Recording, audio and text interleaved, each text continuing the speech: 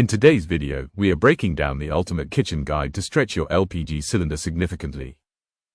We reveal how the traditional, zero-flame, haybox method can cook your food for free, why you need to start trusting residual heat, and how mastering your pressure cooker can instantly slash your gas consumption by up to 70%. Let's turn that wasteful yellow flame into an efficient blue one. Stick around. You know that red cylinder in your kitchen? Ever wish you could just squeeze a few more days out of it before having to book the next one? Well, guess what? You can. And it's probably a lot simpler than you think. In this explainer, we're diving into the small habits that make a huge difference in how long your LPG cylinder lasts. And we'll start by looking at just how many of us are using one. Okay, to really get a sense of just how big this is, let's start with a number, and it's a huge one, 33 crore. That's how many active domestic LPG connections there are in India right now. I mean, just think about that. That's a mind-boggling number of kitchens firing up their stoves every single day. Now, a number that big can be kind of hard to wrap your head around, right? So let's bring it back down to earth.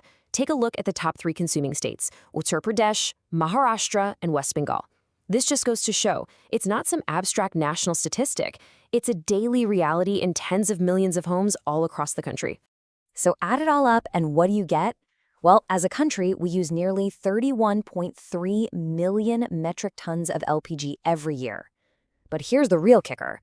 Over 85% of that, it's used for just one thing, cooking. That puts the power to make a real difference, well, right in our kitchens. So this brings us to what we're calling the cylinder squeeze. Let's dig into why making our gas last longer isn't just about saving a bit of cash. It's actually part of a much, much bigger picture. So what's really going on here? What is the problem exactly? Well, it really boils down to a classic case of supply and demand. See, here's the thing. Our appetite for LPG, our demand for it, it just keeps going up. But our ability to produce it here at home, that's kind of plateaued. It's leveled off. And what that means is we're having to rely more and more on imports to meet our energy needs, which can affect everything from price to how stable the supply is. Okay, so that's the big picture. But what does that mean for you in your kitchen? Well, think about it. For a small family, maybe 1 or 2 people, a cylinder might last a couple of months, maybe even 3. But for an average family, say 3 to 5 people, you're looking at just 30 to 45 days. I'm sure many of us know that feeling all too well. That pressure to book a new cylinder way sooner than you'd like. But, and this is the really important part, here's the empowering bit.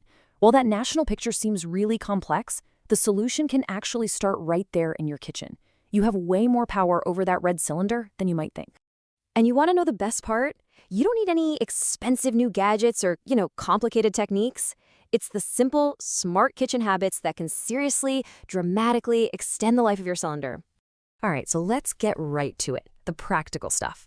We've broken down the solutions into 3 core smart cooking hacks. Think of it as a little masterclass. You master these, and you will absolutely take back control over your gas consumption.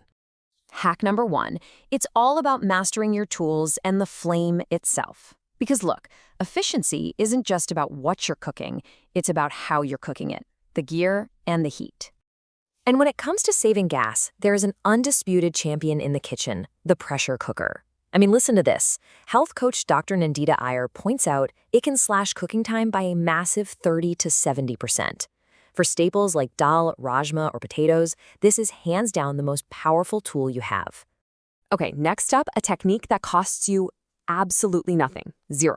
And that is soaking. Just by soaking things like rajma, dals, or even rice beforehand, look at these numbers. You can cut cooking times and your gas usage by up to 50%. Seriously, it's a total game changer. And to round out this first hack, let's talk about the flame itself. This is crucial. Clogged burner holes give you that yellow, lazy flame that just wastes gas. A clean burner gives you a sharp blue flame. That alone can save you 10 to 15% of your gas. And also, always match your pot to the burner. A small pot on a big burner, you're just heating the air in your kitchen. Total waste. All right, hack number 2. This one is all about mastering your menu. Because, let's be honest, some of our favorite meals are absolute gas guzzlers. But others, they're incredibly efficient. A little bit of planning here goes a very, very long way. Just think about the difference here. On one side, you've got the gas guzzlers. Deep frying puddis, simmering those thick makhani gravies for ages, that eats up a ton of fuel. But on the other side, you've got your gas-saving superstars, things like one-pot meals, like a pressure-cooked pulao or khichdi, and super quick dishes like rasam or steamed idlis. So it really all comes down to making these simple, smart swaps, right? Instead of making 2 different curries, maybe try a one-pot sambar rice. Instead of boiling milk over and over again through the day, just boil it once in a bigger batch and stick it in the fridge.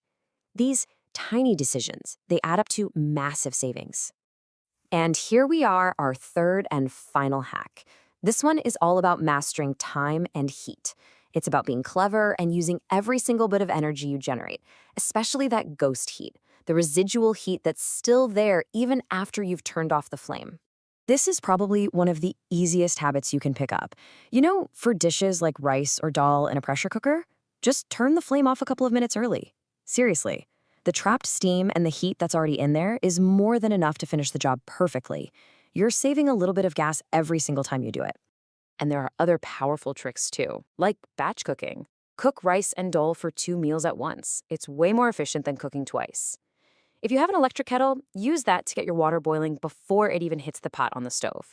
And hey, don't forget about using a casserole or even the old school hay box method to let food keep cooking with its own heat using 0 extra gas.